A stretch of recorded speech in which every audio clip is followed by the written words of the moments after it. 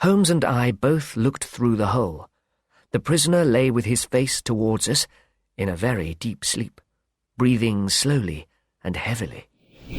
He was a man of medium height, dressed in a torn coat and a coloured shirt.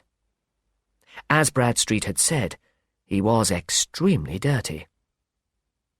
One side of his top lip was turned up, so that 3 teeth were showing. He looked like an angry dog.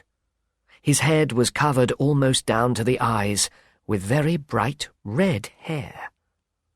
"He's a beauty, isn't he?" said Bradstreet. "He certainly needs a wash," Holmes replied. "I had an idea that he might be dirty, and so I brought this with me."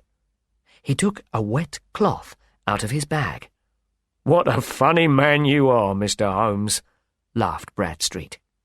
"Now, Bradstreet, open that door as quietly as possible, please.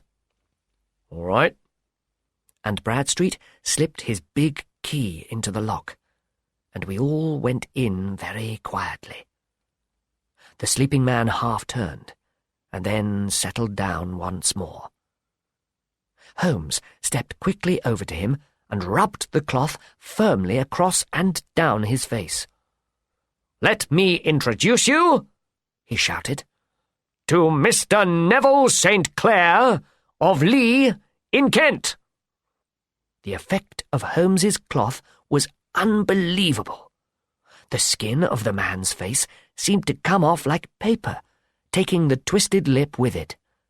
Holmes took hold of the untidy red hair and pulled it off too. The ugly beggar had changed into a pale, sad-faced young gentleman with black hair and a smooth skin. He sat up in his bed and rubbed his eyes, looking round sleepily. Then he realized what had just happened, gave a terrible cry, and hid his face. "Good heavens!" cried Bradstreet. "It certainly is the missing man. I recognize him from the photograph."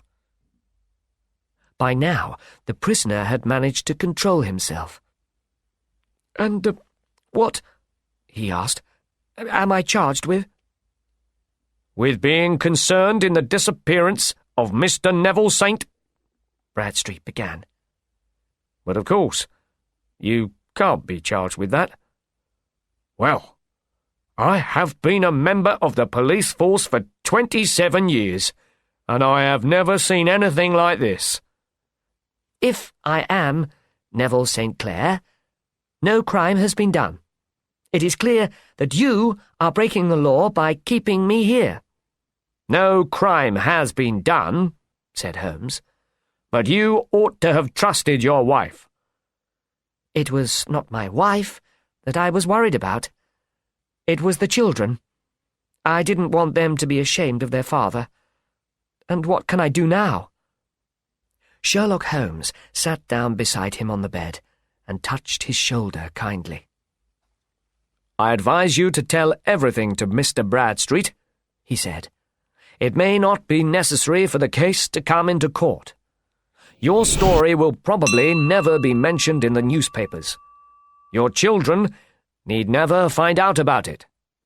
St. Clair gave him a grateful look. "I will tell you the whole story,"